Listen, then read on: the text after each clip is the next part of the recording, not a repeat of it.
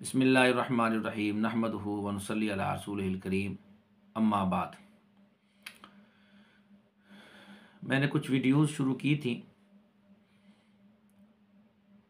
کہ کچھ ایسی عورتیں جو اللہ کی ولیہ گزری ہیں، تاریخ کے اندر ان کا ایک نام ہے کہ وہ اللہ کو ماننے والی، اللہ کے رسول کو ماننے والی ایسی عورتیں، خواتین، ان کا تذکرہ اپنی ایمانی جذبے کو بڑھانے کے لیے بڑا ضروری ہے، اور خصوصاً مستورات کے لیے، عورتوں کے لیے۔ تو میں نے پچھلی ویڈیوز میں حضرت حوا علیہ السلام کا تذکرہ بھی کیا، حضرت سارہ علیہ السلام کا تذکرہ، حضرت ہاجرہ علیہ السلام کا تذکرہ۔ تو آج میں حضرت اسماعیل علیہ السلام کی دوسری بیوی کا تذکرہ کرنا چاہتا ہوں۔ دوسری بیوی اس لیے کہا کہ ان کی ایک پہلی بیوی بھی تھی، اس کی طرف اشارہ کروں گا اور دوسری بیوی کا کچھ تذکرہ کروں گا۔ ہوا یہ کہ جب حضرت ابراہیم علیہ السلام نے حضرت ہاجرہ علیہ السلام کو یہاں پر چھوڑا، اور میں اس کا واقعہ پیچھے ہو گیا بیان، تو حضرت ابراہیم علیہ السلام نے بعد میں ایک چکر لگایا، آئے تو اسماعیل علیہ السلام شکار کے شوقین تھے، وہ شکار پہ گئے ہوئے تھے۔ تو حضرت ابراہیم علیہ السلام جب اپنے بیٹے حضرت اسماعیل علیہ السلام کے گھر پہنچے تو دروازہ کھٹکھٹایا، ان کی بیوی باہر نکلی، یہ پہلی بیوی تھی۔ تو سلام کیا، انہوں نے جواب دیا، پھر حال احوال پوچھا، کیا حال ہے، کیسا گزر بسر ہو رہا ہے، کیسا وقت گزر رہا ہے گھر میں۔ تو ان کی اس پہلی بیوی نے کہا کہ ہمارا کچھ وقت اچھا نہیں گزر رہا، مالی حالت جو ہے وہ کمزور ہے اور ہم بڑی مصیبت میں ہیں، اچھا وقت نہیں گزر رہا۔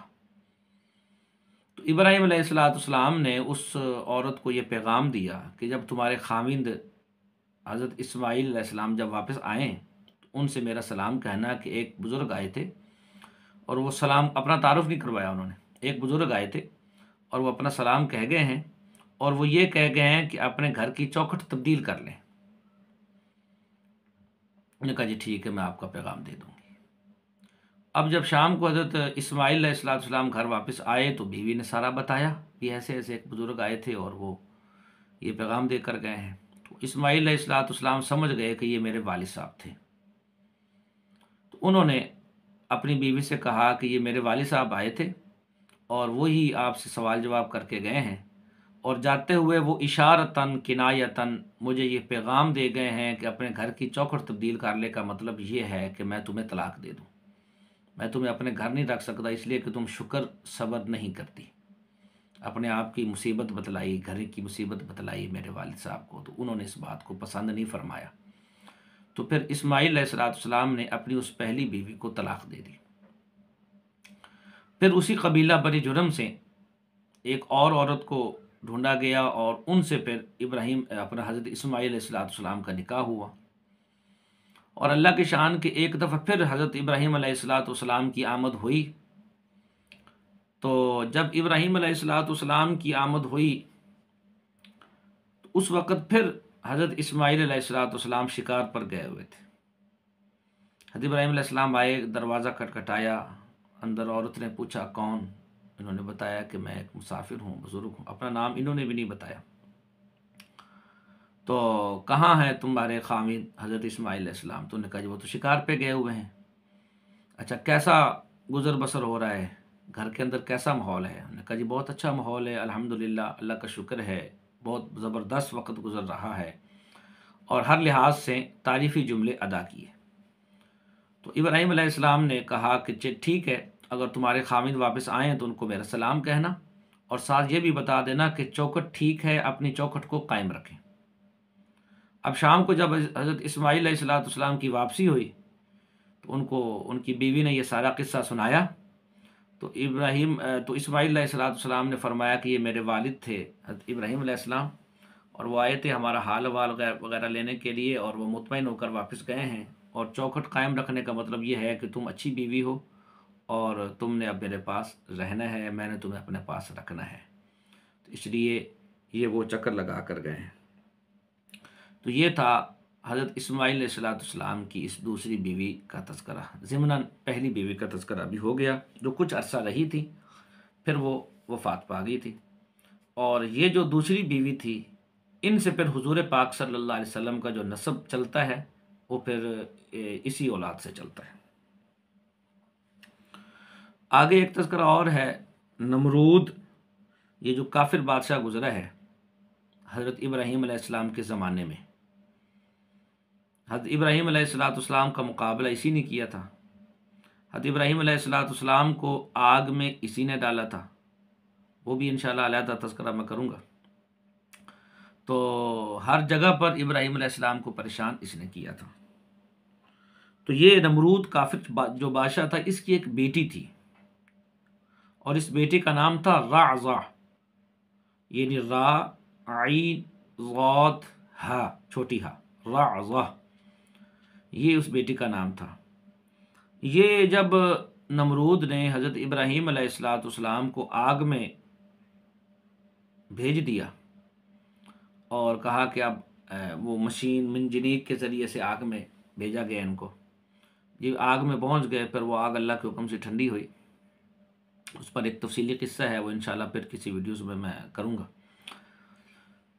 تو یہ چھت کے اوپر سے کھڑی دیکھ رہی تھی، محل کی چھت کے اوپر کھڑی تھی کافر بادشاہ نمرود کی یہ بیٹی جس کا نام رعزہ تھا، یہ وہاں کھڑی دیکھ رہی تھی۔ اس نے دیکھا بھی آگ جل رہی ہے اور اتنی تیز اور سخت قسم کی آگ ہے، اور ابراہیم علیہ السلام آگ کے اندر نظر بھی آ رہے ہیں، بالکل صحیح سلامت بیٹھے ہوئے ہیں، اور ان کو کوئی معاملہ نہیں ہے، کوئی ان کو پریشانی نہیں ہے، آگ نے اس پر کوئی اثر ہی نہیں کیا، نہ کوئی اس کی تپش محسوس ہو رہی ہے، ان کو بڑے سکون سے بیٹھے ہیں۔